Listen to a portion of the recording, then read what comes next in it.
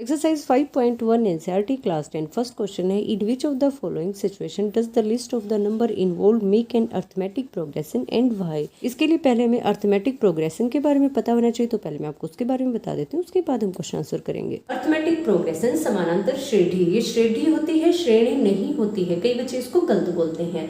इसके अंदर क्या होता है, हमारे पास अगर कोई पैटर्न, कोई सीक्वेंस, कोई सीरीज, कोई श्रृंखला ऐसी है जिसके अंदर सब में बिल्कुल सेम डिफरेंस है। जैसे अगर मैं आपसे कहूँ 2, 5, फिर उसके बाद 8, फिर उसके बाद 11, ऐसे ही आगे कोई सीरीज जा रही है। अब इसमें पहले 3 को ऐड किया, फिर इसमें 3 को ऐड किया, फिर से इसमें 3 को ऐड किया, तो सबके अंदर 3-3 का डिफरेंस है ना, तो हम इसको समानांतर श्रेणी या अर्थमेटिक प्रोग्रेशन बोल सकते हैं। ये हमारी रियल लाइफ में भी होती है। मान लीजिए किसी की शुरुआत में सैलरी 10,000 रुपए थी और उसको रूल के अकॉर्डिंग बोल दिया कि हर साल आपके 1,000 रुपए बढ़ जाएंगे, तो अगले साल सैलरी कितनी हो जाएगी, 11,000, फिर उसके बाद अगले साल 12,000, फिर 13,000, फिर 14,000, तो इस तरह से उसकी सैलरी बढ़ती जाएगी। अब अगर कोई पूछे कि 5 साल बाद सैलरी कितनी बढ़ जाएगी, तो हम क्या करेंगे, 10,000 के अंदर 5,000 को जोड़ देंगे, यानी कि 15,000 उसकी सैलरी हो जाएगी 5 साल के बाद। ऐसे ही अगर हम किसी और उसमें देखें, जैसे ऑटो का किराया होता है, ऑटो वाला अगर बोले कि अगर आप 1 किलोमीटर जाओगे ना तो 10 रुपये लगेंगे आपको, तो 2 किलोमीटर जाने के कितने लगेंगे, 20, 3 किलोमीटर जाने के 30, 4 किलोमीटर जाने के 40, 5 किलोमीटर जाने के 50। अब सब में सेम डिफरेंस है, तो यहाँ पे भी अर्थमेटिक प्रोग्रेशन यानी समानांतर श्रेणी हो जाएगा। ऐसे ही हमारी रियल लाइफ में और भी बहुत सारे एग्जाम्पल हो सकते हैं। ये जरूरी नहीं है कि ये सिर्फ आगे बढ़ेगा तो ही होगा। अगर कोई चीज कम हो रही है ना, माइनस में हो रही है, तो भी ये अप्लाई होता है। जैसे हमने किसी से मान लीजिए 50 रुपए ले लिए और हमने उसको बोल दिया कि हम आपको 3 रुपए हर महीने दे देंगे, लौटा देंगे। शुरुआत में हमें कितने रुपए, हमारे ऊपर कितने रुपए का कर्जा था, 50 रुपए का। हमने अगले महीने उसको 3 रुपए दे दिए। अब कितने रुपए देने हैं हमें उसको, 47 यानी 47 रुपए। फिर अगले महीने हमने फिर से 3 रुपए दे दिए, तो अब हमारे ऊपर कितना कर्जा बच गया, हम इसमें फिर से 3 को माइनस कर देंगे, तो ये आ जाएगा हमारे पास 44, फिर ऐसे ही आ जाएगा 41। ऐसे करते करते लास्ट में हमारे पूरे रुपए उतर जाएंगे। तो ये भी हमारे पास अर्थमेटिक प्रोग्रेशन यानी समानांतर श्रेणी है, क्योंकि इसके अंदर भी अंतर बिल्कुल बराबर है। यहाँ भी 3 घट रहा है, यहाँ पे भी 3 माइनस हो रहा है, यहाँ पे भी 3 माइनस हो रहा है, सभी के अंदर -3 हो रहा है। तो इसकी वजह से हम इसको अर्थमेटिक प्रोग्रेशन यानी समानांतर श्रेणी कह सकते हैं। तो चाहे कुछ प्लस हो रहा हो, चाहे कुछ माइनस हो रहा हो, वही हमारी अर्थमेटिक प्रोग्रेशन यानी समानांतर श्रेणी होती है। आपको इसकी डेफिनेशन भी बाद में समझा दूंगी, पहले आप समझ लीजिए कि इसके अंदर है क्या। अब जो ये सबके अंदर बिल्कुल एक जैसा कम या सबके अंदर बिल्कुल एक जैसा बढ़ रहा है ना, उसको हम कहते हैं डी, कॉमन डिफरेंस यानी कि सार्व अंतर। जैसे अगर मैं अभी वाला एग्जांपल लूं, 50, फिर 47, फिर 44, फिर 41। अब इसके अंदर कितना कम हो रहा है, 3 कम हो रहा है ना, तो कम हो रहा है तो कम, कोई चीज कम होती है तो उसके आगे क्या लग जाता है, माइनस है। तो यहाँ पे हमारा डी क्या हो जाएगा, माइनस हो जाएगा। सपोज करो अगर ये वैसे अलग तरीके से होती, 41, 44, 47 और 50, अब यहाँ पे 3 इंक्रीज हो रहा है, बढ़ रहा है, तो कोई चीज बढ़ती है ना, उसको हम प्लस के अंदर लेते हैं, तो यहाँ पे हमारे पास आ जाएगा प्लस का 3। इसमें हम कह सकते हैं कि हमारे पास जो कॉमन डिफरेंस यानी सार्व अंतर है वो प्लस का 3 है। अब जो पहली टर्म होती है उसको हम ए कहते हैं, जो कॉमन डिफरेंस होता है उसको हम डी से डिनोट करते हैं। इसको हिंदी में कहते हैं हम सार्व अंतर। सार्व यानी सभी के अंदर, सब में बिल्कुल सेम यही डिफरेंस मिलेगा। अगर सब में सेम डिफरेंस नहीं है तो हम उसको एपी नहीं कह सकते, इसकी शॉर्ट फॉर्म होती है एपी। आगे आपको कहीं पे भी अर्थमेटिक प्रोग्रेशन बार बार लिखा हुआ नहीं मिलेगा, ना ही हिंदी में ना ही इंग्लिश में, आपको हर जगह पे एपी लिखा हुआ मिलेगा। ये इसकी शॉर्ट फॉर्म होती है ताकि बार बार इतना बड़ा नाम ना लेना पड़े। एपी के अंदर जो कॉमन डिफरेंस यानी सार्व अंतर होता है वो पॉजिटिव भी हो सकता है, वो नेगेटिव भी हो सकता है और वो 0 भी हो सकता है। जैसे मान लीजिए मेरे पास कोई एपी है 3, 3, 3, 3, ये ऐसे ही चलती जा रही है। अब इन दोनों में कितना डिफरेंस है, 0 का, कोई भी चेंज नहीं आया है, तो यहाँ पे हम कह सकते हैं कि डी कितना है, 0। तो एक common difference is can be negative, positive और 0। जो हमारा सार्व अंतर है वो ऋणात्मक, धनात्मक और 0 हो सकता है। हम बात कर लेते हैं फाइनाइट और इनफाइनाइट, सीमित और असीमित एपी की, जिसकी कोई लिमिट हो, यानी जो एक पॉइंट पर जाकर खत्म हो जाए। जैसे उसके सिर्फ और सिर्फ 20 टर्म दे दी, ये जो एक होते हैं ना, इसको हम एक टर्म कहते हैं, पद हिंदी में कहेंगे उसको। अब इसमें कितने पद हैं, 4 टर्म है इसके अंदर, तो इसकी एक लिमिट है, यानी एक जगह पे जाके खत्म हो गई है। ऐसे ही 10, 20, 50 कितने ही हो, बस यहाँ पे लास्ट में डॉट आ जाए, तो उसको हम कहते हैं फाइनाइट यानी कि सीमित। इनफाइनाइट यानी ऐसे में जिसकी कोई सीमा नहीं है। जैसे मैं आपको कहूँ कि ऑल इवन नेचुरल नंबर, सभी सम प्राकृतिक संख्याएं, तो उसकी कोई सीमा है ही नहीं, हम कितना ही बड़ा नंबर ले सकते हैं। पहचान क्या होती है, ऐसे डॉट डॉट डॉट से आ जाएगा ना, यानी आगे चलता हुआ जाएगा, इसकी कोई सीमा कोई लिमिट नहीं है, तो उसको हम इनफाइनाइट यानी असीमित कह देंगे। फर्स्ट पार्ट है the taxi fare after each kilometre when the fair is rate 15 for the first kilometre and rate 8 for each of additional kilometre. Starting का जो किलोमीटर है ना उसके लिए तो 15 रुपये लगेंगे, उसके बाद जितने भी किलोमीटर वो डिस्टेंस ट्रेवल करेगा उसके 8 रुपीज़ एक्स्ट्रा होंगे। तो अब स्टार्टिंग में 15 रुपीज़ हो गई, फिर 15 के अंदर हम 8 को ऐड करेंगे तो 23 आ जाएगा, फिर 23 के अंदर हम 8 को ऐड करेंगे तो 31 आ जाएगा, फिर ऐसे ही आगे चलता हुआ जाएगा। अब इन सब के अंदर डिफरेंस सेम होगा 8 का, तो ये हमारी एक एपी यानी अर्थमेटिक प्रोग्रेशन हो जाएगी। सेकेंड पार्ट है the amount of air present in a cylinder when A vacuum pump remove 1/4 of the air remaining in the cylinder at a time। अब इस क्वेश्चन में अगर ये रिमेनिंग वर्ड ना होता ना तो ये अलग तरीके से सोल्व होता, लेकिन अभी इसके अंदर ये रिमेनिंग है तो ये अलग तरीके से सोल्व होगा। मैं आपको एक एग्जांपल से बताती हूँ। मान लीजिए मेरे पास स्टार्टिंग में 100 ग्राम एयर थी, फिर उसका 1/4 हमने निकाल दिया, तो 1/4 क्या हो जाएगा 100 का 25 यानी चौथा हिस्सा। अगर वो हम निकाल देंगे यानी 100 में से हमने 25 निकाल दिया तो यहाँ पे बच जाएगा 75। अब हम दोबारा से फिर 1/4 निकाल देंगे यानी अब की बार बच जाएगा 50, फिर उसके बाद बच जाएगा 25। ये सिचुएशन होती जब यहाँ पे रिमेनिंग ना लिखा हुआ होता, लेकिन अब इस रिमेनिंग वर्ड ने पूरी ही सिचुएशन को चेंज कर दिया है। अगर रिमेनिंग वर्ड नहीं है तो ये एक एपी है, लेकिन अब कैसे करेंगे। अब इसके अंदर ये कह रहा है कि अगर स्टार्टिंग में मान लीजिए 100 ग्राम एयर थे तो हम उसका पहले तो 1/4 बाहर निकाल देंगे, तो इसका 1/4 हो जाएगा 25। हमने 100 में से 25 को बाहर निकाल दिया तो 75 आ गया। उसके बाद जो रिमेनिंग एयर है ना यानी 75 उसका 1/4 बाहर निकलेगा। तो पहले तो हम 75 का 1/4 करेंगे, इसको 4 से डिवाइड कर देंगे। अब ये बाहर निकलेगा ना, इसका 1/4 बाहर निकलेगा, तो हम इसमें से इसको माइनस कर देंगे। जैसे हमने 100 का 1/4 यानी कि 25 किया था, फिर उस 25 को 100 में से माइनस कर दिया था तो यहाँ पे आ गया था 75। बिल्कुल वही हमें अब यहाँ पे करना है। हमारे पास है 75, ये बची हुई यानी कि रिमेनिंग ईयर है। हम पहले तो इसका 1/4 करेंगे यानी 75/4। अब जैसे यहाँ 25 बाहर निकला था वैसे ही 75/4 बाहर निकलेगा, तो बचेगा क्या 75 में से 75/4 को बाहर कर देंगे यानी माइनस कर देंगे। तो इस तरह से सोल्व होने के बाद हमारे पास आ जाएगा 225/4। अब एपी क्या होती है, जब सेकंड में से फर्स्ट को माइनस करेंगे तो जो आंसर आएगा वो किसके इक्वल होना चाहिए, जब थर्ड में से सेकंड को माइनस करेंगे। जब हम इसमें से इसको माइनस करेंगे तो आएगा माइनस का 25, जब हम इसको इसमें से माइनस करेंगे तो अलग आएगा, मतलब सेम नहीं आएंगे, दोनों अलग अलग आंसर होंगे। तो हम कह सकते हैं कि ये एक एपी नहीं है। हम इसको एक्स से भी समझ लेते हैं। मान लीजिए हमारे पास फर्स्ट टर्म एक्स है यानी स्टार्टिंग में जो हमारी एयर है ना वो एक्स है। अब हम एक्स का 4th पार्ट यानी x/4 इसको बाहर निकाल देते हैं। तो बाहर निकालने का मतलब क्या होता है, माइनस करना। तो हम x में से x/4 को माइनस कर देंगे, ये आ जाएगा हमारे पास 3x/4। तो स्टार्टिंग में हमारे पास एयर थी x, फिर बाद में आ गई 3x/4। अब ये जो बची हुई एयर है ना इसका 4th पार्ट करेंगे, तो 4th पार्ट करने का मतलब क्या होता है, उसको 4 से डिवाइड करना। ये आ जाएगा हमारे पास 3x/4, 4 × 16। अब इतनी एयर बाहर निकलेगी किस में से, 3x/4 में से बाहर निकलेगी। अब हम 3x/4 में से 3x/16 को माइनस कर देंगे तो नीचे एलसीएम आ जाएगा 16। 16 को 4 से डिवाइड करेंगे 4 आ जाएगा, 4 की 3 से मल्टीप्लाई की तो 12x आ गया। 16 को 16 से डिवाइड करेंगे 1 आ जाएगा, 1 की 3 से मल्टीप्लाई करेंगे 3x आ जाएगा। नीचे 16 ऐसे का ऐसा, 12x में से 3x को माइनस करेंगे तो 9x आ जाएगा। तो ये हमारे पास आ गया 9x/16 यानी कि थर्ड टर्म। अब हमारे पास फर्स्ट टर्म आ गई x, सेकेंड टर्म आ गई 3x/4, थर्ड टर्म आ गई 9x/16। जब हम इसके अंदर से इसको माइनस करेंगे ना तो वो अलग आंसर आएगा, इसके अंदर से इसको माइनस करेंगे तो अलग आएगा, मतलब सेम नहीं आएंगे, दोनों अलग अलग आंसर होंगे। तो हम कह सकते हैं कि ये एक एपी नहीं है। Part the cost of digging a well after every metre of digging when it cost rate 150 for the first metre and rise by rate 50 for each subsequent metre. अब इस क्वेश्चन में क्या रखा है कि हम किसी कुएं यानी कि वेल की खुदाई कर रहे हैं, तो शुरुआत का जो मीटर है ना उसके लगेंगे 150 रुपीज़। फिर उसके बाद जैसे जैसे आगे मीटर बढ़ता जाएगा, सेकंड जो मीटर होगा हमारे पास, मान लीजिए फर्स्ट मीटर की हमने खुदाई की, फिर उसके बाद हम अगले मीटर पे गए, फिर उसके बाद आगे, तो जो सेकंड मीटर हमारा होगा उसके लगेंगे 200 रुपीज़, क्योंकि हर बार 50 रुपीज़ इंक्रीज़ हो रहे हैं। फिर उसके बाद लगेंगे 250, फिर उसके बाद लगेंगे 300।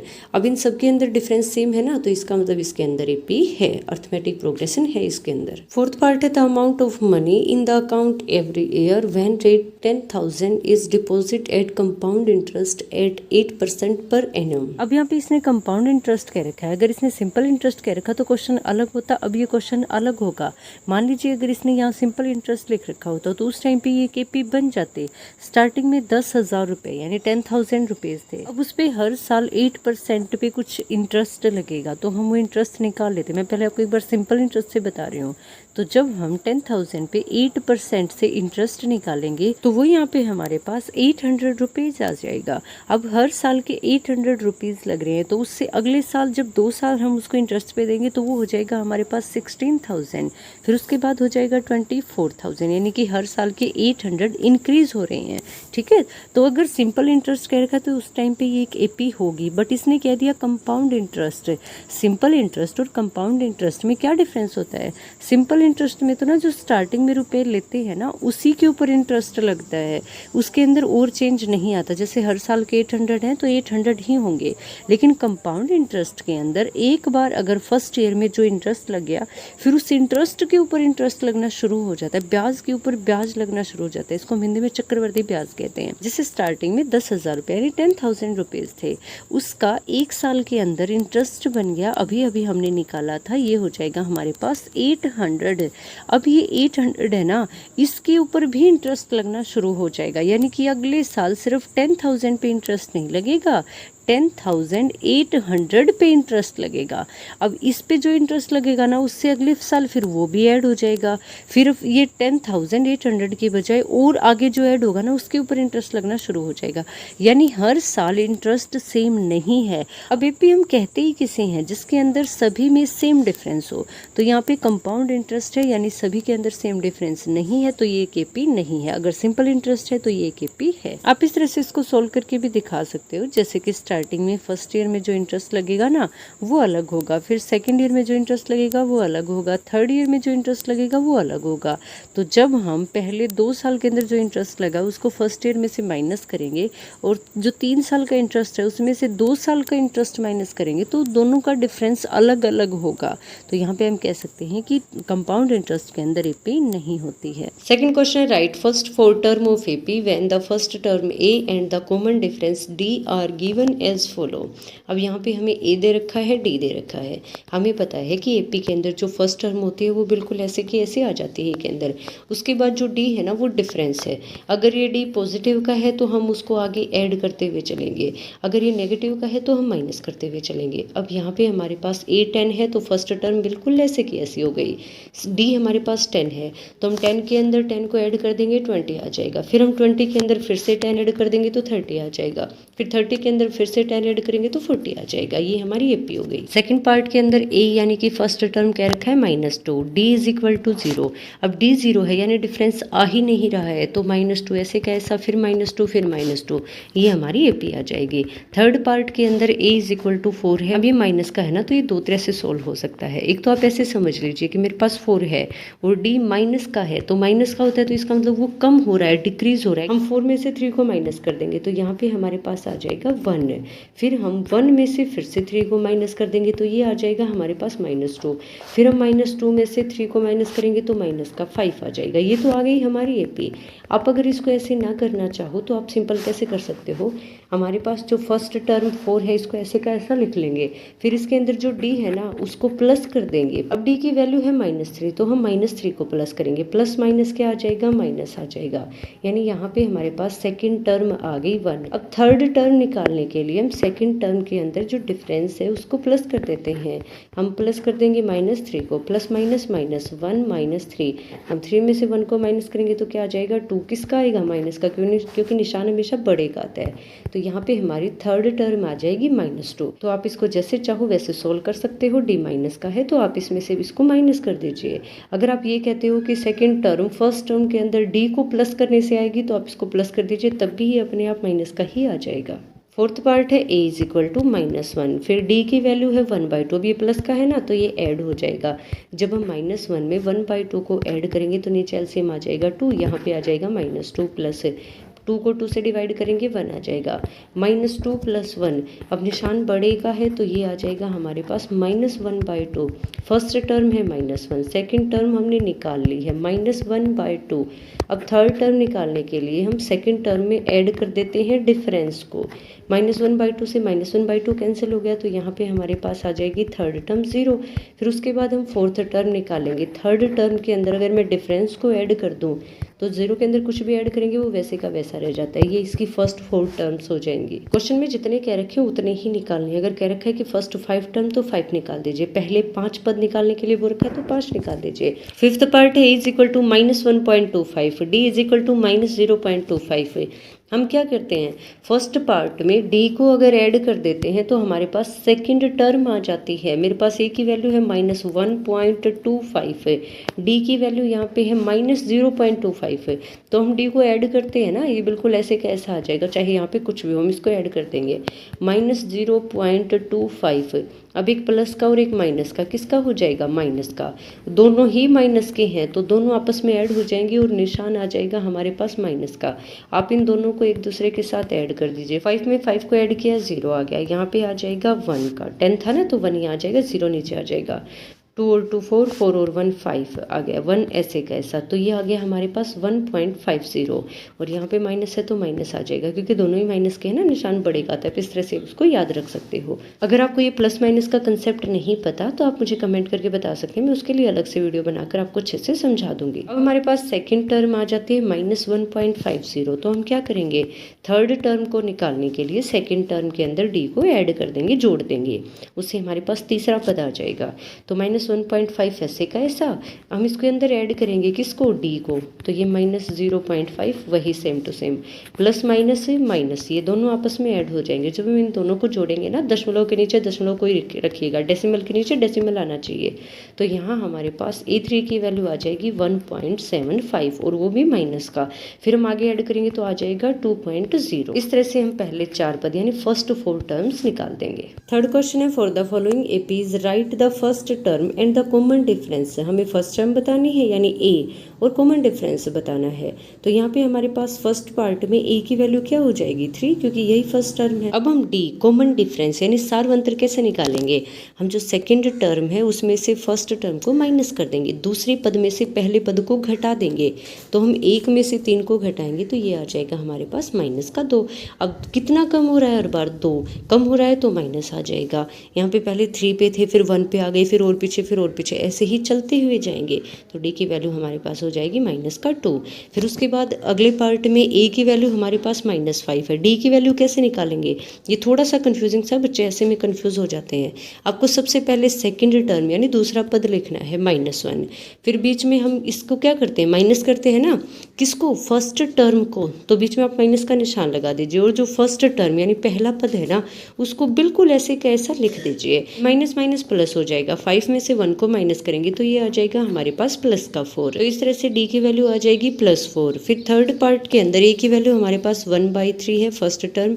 हम डी निकालेंगे 5/3 यानी सेकंड टर्म, दूसरे पद में से हम 1/3 यानी फर्स्ट टर्म पहला पद घटा देंगे, माइनस कर देंगे।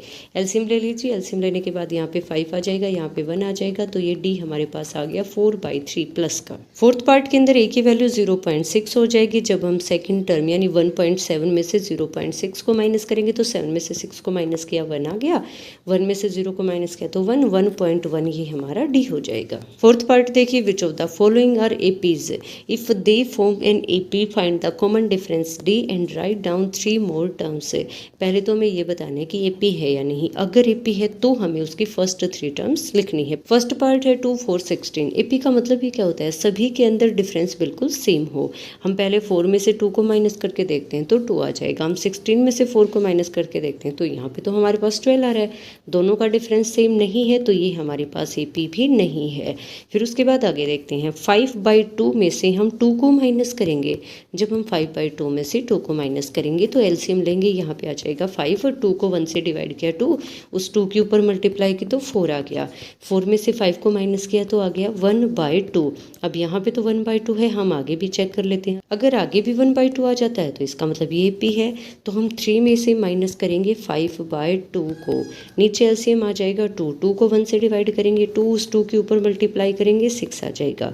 2 को 2 से डिवाइड करेंगे 1 और 1 के 5 से मल्टीप्लाई की तो 5। तो इस तरह से यहाँ पे भी हमारे पास आ गया 1/2। अब हमें ये तो पता चल गया कि ये AP है। इसके आगे के 3 टर्म्स भी निकाल लेंगे। हम 7/2 में 1/2 को ऐड कर देंगे, जो आंसर आएगा उसमें से फिर से हम 1/2 ऐड कर देंगे, जो उसके बाद जो आंसर आएगा फिर से हम उसमें 1/2 ऐड कर देंगे। तो इस तरह से हमारे पास आगे की 3 टर्म्स आ जाएंगी। यहाँ पे 7/2 के बाद हमारे पास आएगा 4, फिर आगे आएगा 9/2, फिर उसके बाद आएगा 5। थर्ड पार्ट है -1.2, -3.2, -5.2। तो हम सेकेंड टर्म यानी दूसरे पद में से फर्स्ट टर्म यानी पहला पद घटा देंगे। -3/2 ऐसे का ऐसा। अब माइनस कर रहे हैं ना, घटा रहे हैं ना, तो बीच में माइनस का निशान आ जाएगा। ये -1/2 है, इसको हम बिल्कुल ऐसे का ऐसा लिख देंगे। माइनस माइनस से प्लस हो जाएगा। अब एक प्लस का एक माइनस का तो घट जाएंगे, माइनस हो जाएंगे और निशान हमेशा बढ़ेगा आएगा। तो हम 3/2 में से माइनस कर देते हैं 1.2 को। 2 में से 2 को माइनस किया 0 आ गया, 3 में से 1 को माइनस किया 2 आ गया। तो यहाँ पे हमारा कॉमन डिफरेंस आ गया 2। अब हम आगे भी चेक कर लेते हैं। -5/2 हमारी थर्ड टर्म है। जब हम -5.2 में से माइनस करेंगे माइनस का 3.2 तो ये माइनस माइनस प्लस हो जाएगा। यहाँ पे हम लिख देंगे इसको नीचे 3/2। अब ये प्लस का है ना, एक प्लस का एक माइनस का हो तो माइनस का हो जाता है और निशान बड़े का आ जाता है। 2 में से 2 को माइनस किया 0, 5 में से 3 को माइनस किया तो 2 आ गया। अब दोनों में कॉमन डिफरेंस क्या है? 2 है, और किसका? माइनस का। तो हम कह सकते हैं कि ये AP है। अब हम आगे की टर्म भी निकाल लेंगे। हम -7.2 में ऐड कर देंगे माइनस का 2, प्लस माइनस है माइनस है, यानी ये हो जाएगा माइनस का 9/2। फिर हम -9/2 में से फिर से 2 को माइनस कर देंगे तो ये हो जाएगा -11.2, फिर आ जाएगा -13.2। फोर्थ पार्ट है -10, -6, -2 और प्लस का 2। अब यहाँ पे हम बिल्कुल वही सेम करके पहले तो चेक करेंगे कि AP है या नहीं। हम -6 में से माइनस करेंगे माइनस का 10, माइनस माइनस प्लस हो जाएगा। हम 6 में से 10 को माइनस करेंगे तो ये आ जाएगा हमारे पास प्लस का 4। फिर ऐसे ही सेम हम आगे चेक करेंगे। हम -2 में से माइनस करेंगे माइनस का 6, माइनस माइनस प्लस है। 6 में से हमने 2 को माइनस किया तो प्लस का 4 आ गया। अब प्लस का 4 है तो इसका मतलब ऐड हो रहा है। हम 2 के अंदर 4 को ऐड कर देंगे तो अगली टर्म आ जाएगी, आ जाएगी हमारे पास 6। 6 के अंदर 4 ऐड किया तो 10 आ गया, 10 के अंदर 4 को ऐड किया तो 14 आ गया। फिफ्थ पार्ट है 3 प्लस √2 यानी वर्गमूल 2, 3 + 2√2, 3 + 3√2। ये क्वेश्चन आपको देखने में एकदम से डरावना सा लग रहा होगा, लेकिन मैं आपको बिल्कुल सिंपल तरीके से समझाती हूँ। अब यहाँ पे हमारे पास है तो ये सिंपल एक सीक्वेंस ही, तो हम सबसे पहले तो चेक करेंगे कि AP है या नहीं है। तो हम सेकंड में से फर्स्ट को माइनस करते हैं। 3 + √2 में से है, जब हम फर्स्ट को माइनस करेंगे तो ये प्लस का 3, ये माइनस का 3, यहाँ पे हमारे पास बच जाएगा अकेला √2। अब हम थर्ड टर्म में से सेकंड को माइनस करते हैं। 3 + 2√2, इसमें से हम माइनस करेंगे 3 + √2 यानी वर्गमूल 2 को। आप एक काम करना, जब भी बाहर माइनस हो ना तो अंदर ब्रैकेट ले लेना। अगर आप ब्रैकेट नहीं लोगे तो आप सिर्फ और सिर्फ इस 3 के आगे माइनस लगा दोगे, आप इसके साथ कुछ भी इसका निशान वगैरह चेंज नहीं करोगे तो आपका आंसर गलत आएगा। इसलिए आपको बिल्कुल स्पेशली ध्यान रखना है, अभी नहीं, मैथ के अंदर हमेशा क्वेश्चन करते टाइम जब भी बाहर माइनस आता है तो अंदर वालों के सबके निशान बदल जाते हैं। तो आप कन्फ्यूजन से बचने के लिए बाहर ब्रैकेट लगा लीजिएगा। अब ये 3 + 2√2 बिल्कुल ऐसे का ऐसा, ये बाहर माइनस होने की वजह से ये वाला माइनस का बन जाएगा और साथ में इसका भी निशान बदल जाएगा, ये भी माइनस का हो जाएगा। प्लस का 3 और माइनस का 3, ये तो पूरा कैंसिल आउट ही हो गया। यहाँ पे हमारे पास बच गया 2√2 माइनस √2। अब यहाँ तक एक बार दोबारा देख लीजिए, फिर उसके बाद मैं आपको आगे समझाती हूँ।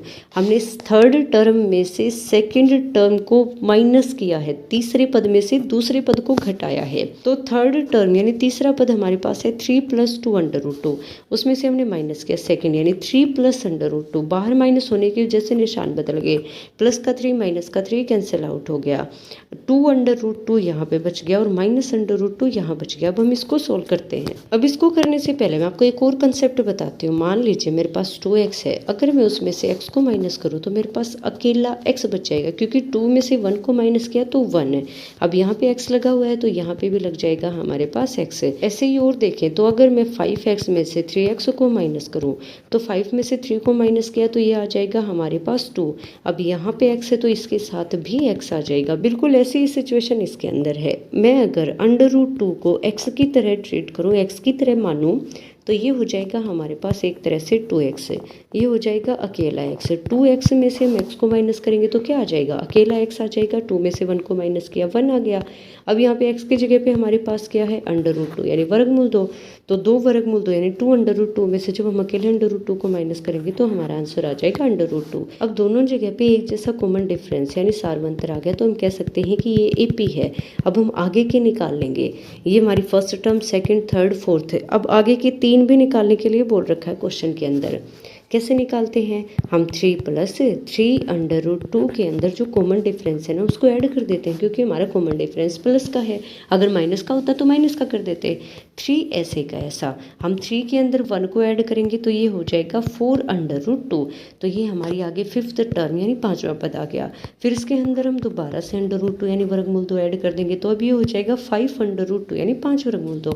3 ऐसे का ऐसा चलेगा तो 3 + 5√2, 3 + 6√2, 3 + 7√2, ऐसे ही आगे चलता जाएगा। आप जितना चाहो उतनी इसकी टर्म यानी पद निकाल सकते हो। सिक्स्थ पार्ट है 0.2, 0.22, 0.222, 0.2222, 4 टाइम्स 2 आया इसके अंदर।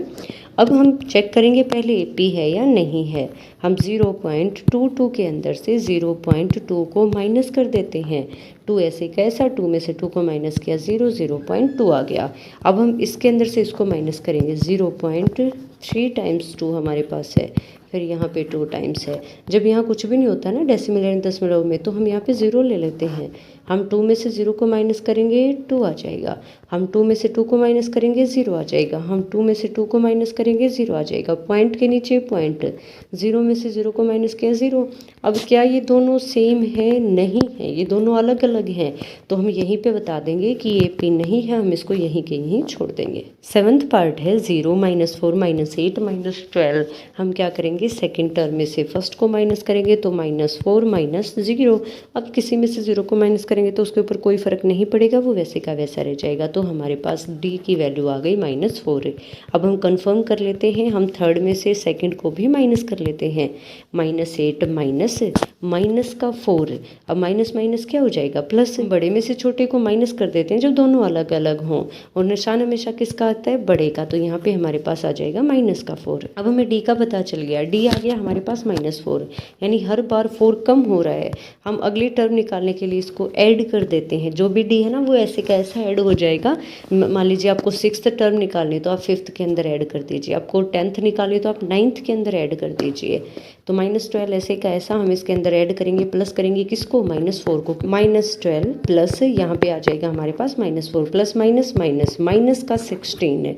तो इसके बाद हमारी अगली टर्म आएगी -16, फिर हम फिर से माइनस कर देंगे तो माइनस का 20 हो जाएगा, माइनस का 24 हो जाएगा। 8th पार्ट है -1/2, -1/2, -1/2। अब हम D निकालने के लिए सेकेंड टर्म में से फर्स्ट को माइनस करेंगे।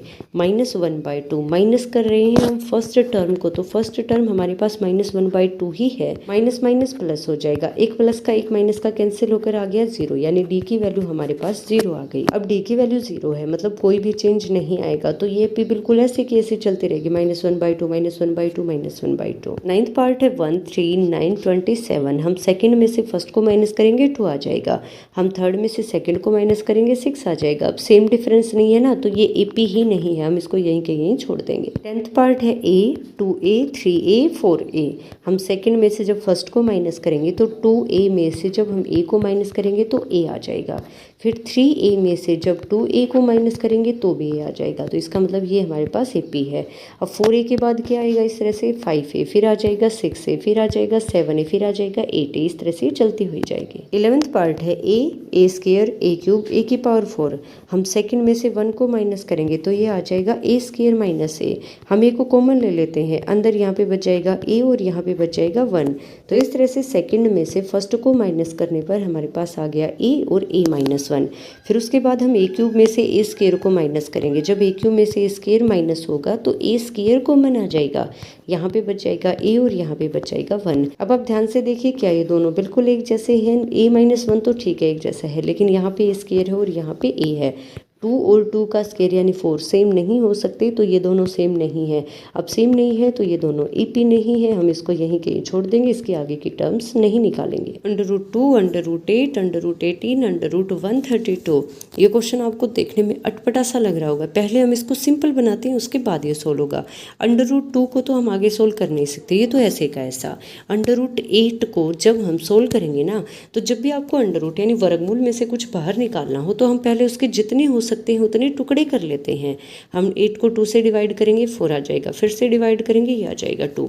अब यहाँ पे जिसका जोड़ा बन रहा है उसको बाहर निकाल लीजिए, उसकी जगह पे 1 रख लीजिए। जैसे यहाँ पे 2 का जोड़ा बन रहा है ना, तो 2 की जगह पे 1 बाहर आ जाएगा, क्योंकि अंडर रूट यानी वर्गमूल का मतलब ही क्या होता है कि वो किसी का स्क्वायर है। तो यहाँ पे हमारे पास 2 × 2 किसका स्क्वायर है? 2 का, तो 2 बाहर आ जाएगा। जो बच गया ना उसको ऐसे कैसा अंदर रहने दीजिए। तो इस तरह से हम √8 यानी वर्गमूल 8 को लिख सकते हैं 2 √2 यानी 2 वर्गमूल 2। फिर उसके बाद हम √18 यानी वर्गमूल 18 को हल करेंगे, तो हम इसके भी बिल्कुल ऐसे ही टुकड़े कर लेते हैं। हम सबसे पहले 18 यानी 18 को 2 से भाग देंगे, आ जाएगा 9, फिर आ जाएगा हमारे पास 3। अब यहाँ पे किसके जोड़े बन रहे हैं, किसका पेयर है? 3 का, तो 3 बाहर आ जाएगा और 2 अंदर रह जाएगा। तो हम √18 वर्गमूल 18 को कह सकते हैं 3 √2, 3 वर्गमूल 2। उसके बाद आगे है √132। यहाँ पे 132 नहीं है, अकेला 32 है, अकेला 32 है, इसको ठीक कर लीजिएगा। जब हम 32 यानी 32 के टुकड़े करेंगे तो ये आ जाएगा 4 × 4 × 2। 4 का पेयर बन रहा है तो 4 बाहर आ जाएगा, अंदर बच जाएगा √2। हमने इसको सिंपल बना लिया। अब हम चेक करते हैं कि ये AP है या नहीं। 2 √2 यानी 2 वर्गमूल 2 में से जब हम वर्गमूल 2 को माइनस करेंगे तो √2 यानी वर्गमूल 2 आ जाएगा। बिल्कुल ऐसे ही सेम यहाँ पर आ जाएगा। अब दोनों के अंदर सेम आ गया तो इसका मतलब ये AP तो है। अब हमें इसके आगे की 3 टर्म्स निकालने हैं। तो पहले आया 1 √2, फिर आया 3, फिर आया 4, ऐसे ही चलता जाएगा। 4 √2 में अगर मैं D यानी √2 वर्गमूल 2 जोड़ दूँ तो ये आ जाएगा 5 √2। अब हो सकता है आपको आंसर में 5 √2 ना मिले। कैसे मिलेगा? जैसे 4 √2 नहीं था ना सीक्वेंस के अंदर, तो वैसे ही ये भी नहीं है। ये किसके अंदर था? √32 यानी वर्गमूल 32 में।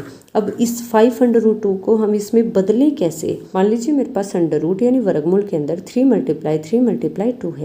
अब 3 का पेयर यानी जोड़ा बन रहा है, 2 3 की जगह पे हम 1 3 बाहर निकालेंगे।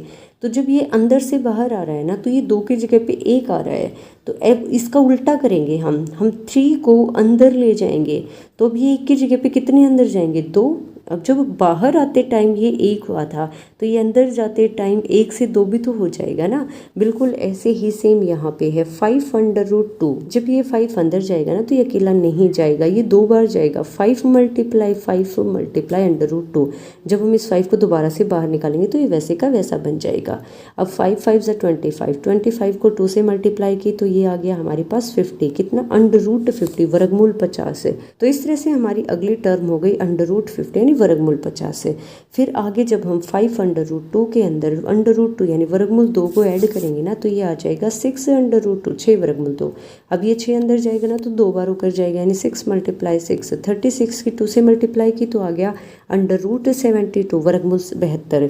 फिर उसके बाद आगे आ जाएगा 7 √2। जब हम 7 को 2 बार मल्टीप्लाई करेंगे अंदर ले जाकर 49 की 2 से मल्टीप्लाई करेंगे तो ये आ जाएगा √98 वर्गमूल 98। ये आगे की संख्याएं आ गई। फिर उसके बाद अगला पार्ट है √3, √6, √9, √12। √3 यानी वर्गमूल 3 के अंदर कोई चेंज नहीं आएगा। हम इसको एक तरह से खोलकर लिख सकते हैं √2 मल्टीप्लाई √3। फिर ये 2 3 6 बिल्कुल ऐसे कैसा आ सकता है। अब √9 का मतलब क्या है कि 9 किसका स्क्वायर है? तो 9 3 का स्क्वायर है। आगे हमारे पास 3 आ जाएगा। फिर √12 यानी वर्गमूल 12 को जब हम सोल्व करेंगे तो ये आ जाएगा 2 √3, 2 वर्गमूल 3 है। अब हम सेकेंड टर्म के अंदर से फर्स्ट टर्म को माइनस करेंगे तो इसके अंदर से जब ये माइनस होगा तो √3 यानी वर्गमूल 3 बाहर आ जाएगा, अंदर बच जाएगा √2 माइनस का 1। फिर उसके बाद आगे हम थर्ड टर्म में से सेकंड को माइनस करेंगे, यानी 3 में से हम माइनस करेंगे √2 मल्टीप्लाई √3 को। तो ये दोनों सेम नहीं आएंगे किसी भी सिचुएशन में, तो इसलिए हम कह सकते हैं कि ये AP नहीं है।